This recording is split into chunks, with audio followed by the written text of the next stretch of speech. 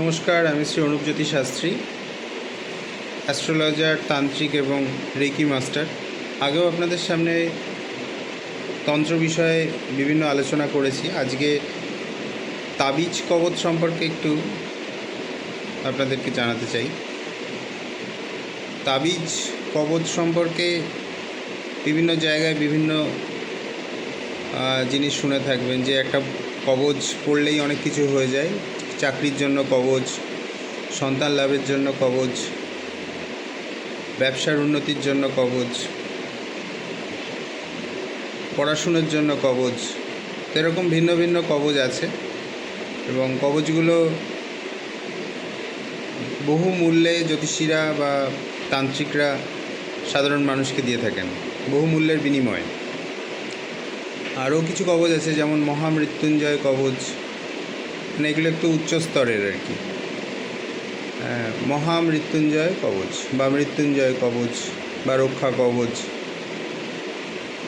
দেখুন, কবচ বহু প্রাচীন একটা কনসেপ্ট এবং বহু প্রাচীন কাল থেকেই কবচ নির্মাণ বিধি, কবচ কী করে তৈরি করতে হয়, কবচ কী করে জাগাতে হয় এবং কবচ ধারণের কিছু নিয়ম, কবচ বানানোর কিছু নিয়ম, এগুলো আছে।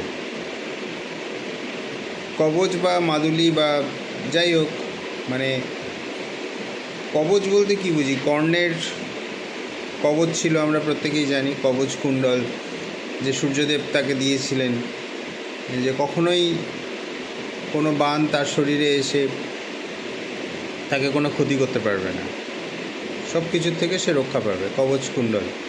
ঠিক তেমনি এই মাদুলি বা কবচ কিন্তু মানবদেহকে রক্ষা করে বিভিন্নভাবে। মানবদেহকে কিভাবে রক্ষা করে না, আমাদের মানবদেহ একটা অদৃশ্য বৈদ্যুতিক তরঙ্গে আবদ্ধ থাকে। সেই তরঙ্গ বা সেই শক্তিকে একটি কবচ নিয়ন্ত্রণ করে বা রক্ষা করতে পারে। কবচ নির্মাণ সহজ কাজ নয়। যে কোনো ব্যক্তি কবচ বানিয়ে দিল, একটু কাগজ ভরে দিলাম, একটু মাটি ভরে দিলাম, একটু ফুল ভরে দিলাম, একটু বেলপাতা ভরে দিলাম, তাহলেই কবচ তৈরি হয়ে গেল। এটা কিন্তু এতটাই সহজ ব্যাপার নয়। এবং যে সমস্ত অসৎ ব্যক্তিরা এইভাবে মানুষের থেকে টাকা নিয়ে তাদেরকে ঠকাচ্ছেন, তাদের থেকে সাবধান থাকুন। কবচ নির্মাণ নির্দিষ্ট তিথিতে, নির্দিষ্ট নক্ষত্রে,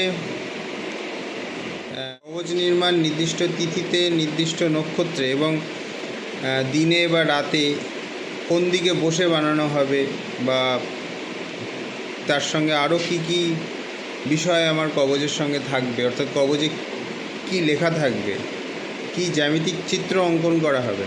জ্যামিতিক চিত্র মানে যন্ত্রম, কোন যন্ত্র অঙ্কন করা হবে,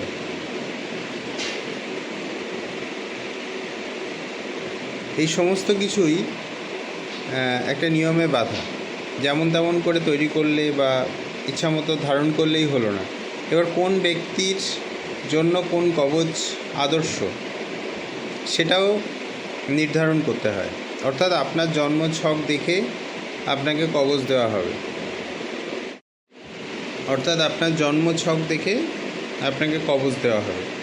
কবচটা গ্রহণ করবেন কিভাবে, বা কবচটা ধারণ করবেন কিভাবে, তারও কিছু নিয়ম বা তারও কিছু মন্ত্র জপ থাকে। তো এই সমস্ত বিষয়ের ওপর ভিত্তি করে এই আমার কাছ থেকে বা বারাসাতে আমার চেম্বার বা শিয়ালদায় আমার চেম্বার থেকে গণনা করে কবচ প্রদান করা হয়। এবার কিসের উপর কবচ প্রদান করা হয়, এখানে যেভাবে প্রদান করা হয় আর কি, যে কবচ, যেমন সরস্বতী কবচ।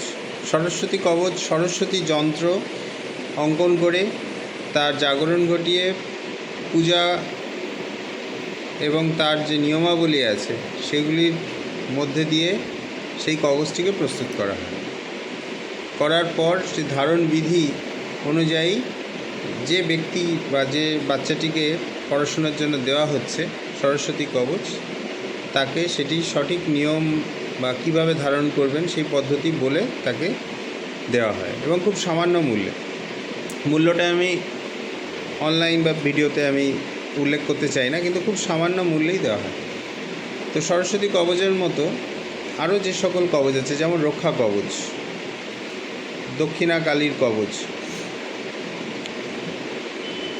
ধনলক্ষ্মী কবচ, যারা ব্যবসার উন্নতি বা অর্থনৈতিক সমৃদ্ধির জন্য, যেমন ধরুন প্রচণ্ড দেনায় ফেঁসে আছেন, দেনা মুক্তি কবচ।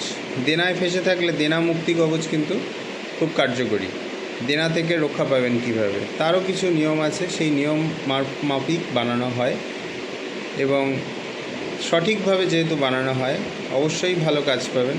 কবচের ধারণের পর 21 দিনের মধ্যে এর কাজ শুরু হয়। অনেকে আছেন কবচ নেওয়ার পরের 2 দিন পর থেকেই কই আমার হচ্ছে না তো, কই আমার হচ্ছে না তো। না, এরকমভাবে তন্ত্রক্রিয়া বা কবচ কাজ করে না। কবচের যেমন পাথর ধারণ করলে সঙ্গে সঙ্গে কাজ পাওয়া যায় না, একটু সময় দিতে হয়। হ্যাঁ, কবচের ক্ষেত্রেও তাই। এটা রেমেডিয়াল অ্যাস্ট্রোলজির পার্টে পড়ে, অর্থাৎ দোষ নিবারণ বা বাধা বিঘ্ন নিবারণ। এবারে আসছি, দেখুন অ্যাস্ট্রোলজিক্যালি আমরা অনেক সময় দেখা যায় যে মঙ্গলের জন্য পলা পড়ে থাকে, লাল পলা। তো দেখা যাচ্ছে যে কোনো ব্যক্তি পলা কিনতে পারছেন না, অনেক দাম পলার, এখন বাজার মূল্য অনেক লাল পলার। তা আপনি কিনতে পারছেন না, তার পরিবর্তে আপনি কবচ ধারণ করতে পারেন। হ্যাঁ, তো দেখা গেছে পরীক্ষামূলকভাবে যে পলার পরিবর্তে কবচ দিয়ে যথেষ্ট ভালো ফল পেয়েছেন এবং স্বল্প মূল্যেই পাওয়া যায়। বৃহস্পতির প্রতিকারের জন্য পোকরাজ প্রয়োজন, তো পোকরাজ যারা ধারণ করতে পারছেন না তাদের বৃহস্পতি কবচ ধারণেও কাজ আসে। এরকমভাবে প্রত্যেকটা গ্রহদোষ নিবারণের জন্য আলাদা আলাদা কবচ পাওয়া যায়। আর নবগ্রহ দোষ নিবারণ, জেনারেলি নবগ্রহ দোষ সবাইকে দেওয়া হয় না, যাদের কালসর্প মানে ম্যাক্সিমাম গ্রহগুলোই অ্যাফ্লিক্টেড বা অন্যান্য খারাপ যোগ যদি থাকে, সেক্ষেত্রে নবগ্রহ কবচ পড়ার বিধি আছে বা রীতি আছে, কিন্তু সবার জন্য নয়। হ্যাঁ, সবাই ইচ্ছা মতো কবচ ধারণ করতে পারবেন না। যে কবচ যার জন্মছক অনুযায়ী, যার হস্তরেখা অনুযায়ী প্রয়োজন, তাকে সেই কবচই ধারণ করতে হবে। আপনি ভাবছেন যে একটা চট করে ধনদা যন্ত্র পড়ে নিলাম, যে অনেক ধনসম্পদ আমার বেড়ে গেল বা বাড়তে থাকবে, না, এমন কোনো ব্যাপার নয়। আগে দেখতে হবে গ্রহগত দোষ কী আছে, তার নিবারণ, এবং তার সাথে আপনি ধনদা যন্ত্র পড়ুন বা ধনদা কবচ পড়ুন।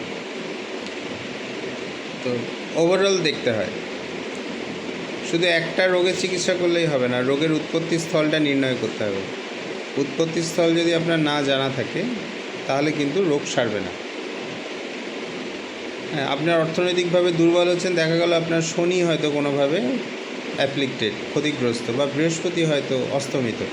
তো এই পরিস্থিতিতে আপনাকে শনি বা বৃহস্পতির প্রতিকার আগে করতে হবে, করার পর আপনি ধনদা যন্ত্র ধারণ করুন, তাহলে দেখবেন আপনার ব্যবসা বা কর্মে উত্তরোত্তর উন্নতি হচ্ছে।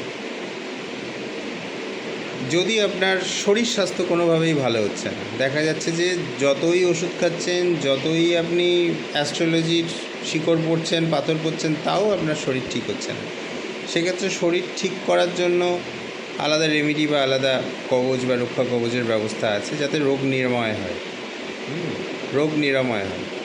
তো এরকম প্রত্যেকটা বিষয়ের জন্যই কবচ পাওয়া যায়। এবার সব শেষে আসি খুব আকর্ষণীয় একটি বিষয়, যেটার জন্য লোকে খুব আগ্রহী। সেই বিষয়টি হচ্ছে বশীকরণ। কাউকে বশ করবেন, কবচ পড়ে আপনি অন্যকে বশ করবেন। খুব ইন্টারেস্টিং, কবচ পড়লেন আর অন্য আপনার বশ হয়ে চলে এলো। এটা অনেকে খুব আশা করে আর কি, যে এরকম হলে দারুণ ব্যাপার হয়। কিন্তু দেখুন বাস্তবে এমনটা নয়। বশীকরণ অর্থাৎ অফিসে আপনাকে কেউ পছন্দ করছে না, সেক্ষেত্রে বশীকরণ কবচ দেওয়া হয়, আধিকারিক বশীকরণ কবচ। অর্থাৎ আপনাকে আপনার আধিকারিক, অর্থাৎ আপনার ইমিডিয়েট বস যারা আছে তারা আপনাকে পছন্দ করবে, বা আপনার সারাউন্ডিংস যারা আছে, আপনার যে কলিগস, যাদের সঙ্গে আপনি কর্মের সঙ্গে যুক্ত বা ওঠা বসা করেন, তারা আপনাকে পছন্দ করবে। বন্ধুবান্ধবরা আপনাকে পছন্দ করছে না, বন্ধুবান্ধবরা আপনাকে পছন্দ করতে শুরু করবে, আপনার স্ত্রী আপনার সঙ্গে খারাপ ব্যবহার করে, সেক্ষেত্রে বশীকরণ কবচে আপনার স্ত্রী আপনাকে পছন্দ করবেন, বা যে বাজে আচরণ আপনার প্রতি করছিলেন সে ভালো আচরণ করবে, বা কোনো মহিলার ক্ষেত্রে তার স্বামী তার প্রতি খারাপ আচরণ করছে বা অন্য মহিলার প্রতি আসক্ত হয়ে যাচ্ছে, হয় না অনেক সময় যে তার স্বামী স্ত্রী থেকে দূরে সরে যাচ্ছে বা অন্য মহিলার প্রতি আসক্ত হচ্ছে, বা স্ত্রীও তার স্বামীর থেকে দূরে সরে যাচ্ছে, এরকম হামেশাই দেখতে পাওয়া যায়। তো এই ধরনের বিষয়ে কিন্তু বশীকরণ কবচ কার্যকরী, অর্থাৎ দুটো মানুষের সম্পর্কটা খারাপ হয়ে যাচ্ছে, সম্পর্কটা ভালো করে দিতে হবে। অনেক সময় আমার কাছে আসে কিছু বাচ্চা বাচ্চা ছেলেমেয়েরা যারা হয়তো কলেজ পড়ুয়া বা স্কুল পড়ুয়া, এসে আমার কাছে বলেন যে প্রেমে বিচ্ছেদ হয়েছে, অর্থাৎ প্রেমিকা বা প্রেমিক ছেড়ে চলে গিয়েছে, এই মতো অবস্থায় আমাদের সম্পর্কটা ঠিক করে দিন, ইমিডিয়েট ঠিক করে দিন। তো এইগুলোর ক্ষেত্রেও দেখুন গ্রহদোষ নিবারণ কিন্তু সবার আগে প্রয়োজন, গ্রহদোষের কারণেই ঘটনাগুলো ঘটে, আর গ্রহদোষ নিবারণের সাথে সাথে আপনি কবচ ধারণ করুন, তাতে ভালো ফল পাবেন।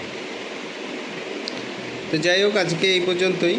কবচ সংক্রান্ত বিষয়ে যদি কিছু জানতে চান অবশ্যই আমাকে আমার নাম্বারে ফোন করে নেবেন 9836072606, আর সরাসরি আমার সঙ্গে আমার চেম্বারে এসে যোগাযোগ করতে পারেন বারাসাত এবং শিয়ালদাতে। তবে অবশ্যই আগে থেকে নাম লিখিয়ে নেবেন। আজকে এ পর্যন্তই, নমস্কার।